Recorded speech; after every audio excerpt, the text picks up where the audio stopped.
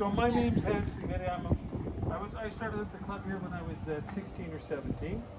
Anyway, we're here. I want to introduce Linda Gower to you. We're here because of her husband Frank.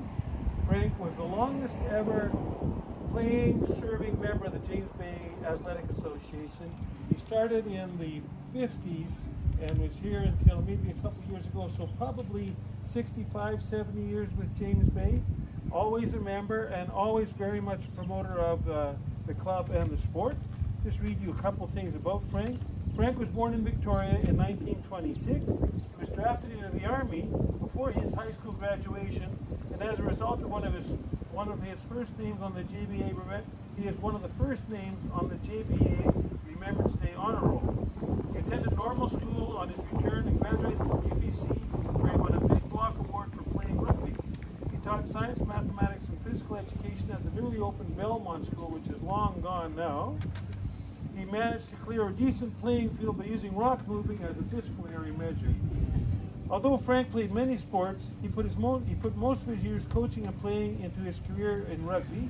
He co-founded the Junior High Rugby League. He coached at Colquitt's for a little while and was a proud member of the JBA for over 65 years. A testament to the multi-sport athlete that he was, a December 1st, 1950 Martin publication references the JBA lost to the Vikes, a rare event, and also mentions Frank playing in a basketball game earlier that week. I like to think it was on the same day. He played for the Tide. He captained BC against the All Blacks back in 1953. So he was also a team player in his great community, serving on many charitable organizations and encouraging others to find a way to give back. Having been the youngest of 7 children and the first to attend university, Frank was aware that the students face many barriers to higher education. The James Bay Athletic Association Gower Scholarship is designed to celebrate his love of sport, generosity of spirit, and to help remove some of the financial burden for students to pursue their higher education. So I'm going to give it over to Tom and Linda. So thank you, Hans, and thank you, Linda. So I was lucky enough to coach the two girls that are receiving these scholarships today, Sarah Walker and Maggie Swan.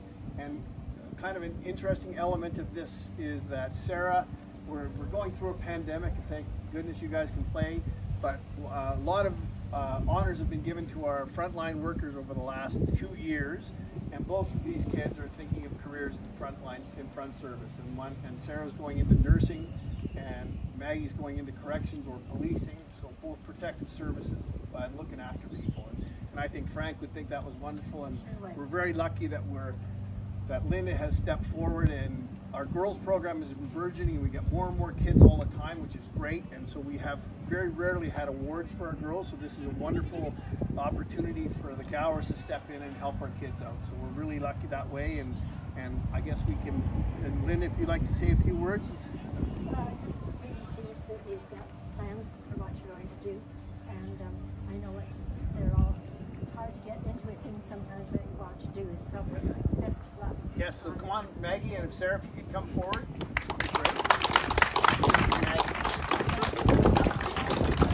Thank you so much. Great. Thank you. Yeah, nice to meet you. This is Sarah. Hi. Congratulations. Thank you so much. Great. And so we'll get a little picture right here with you guys. Maybe one of these. There we go. Come on.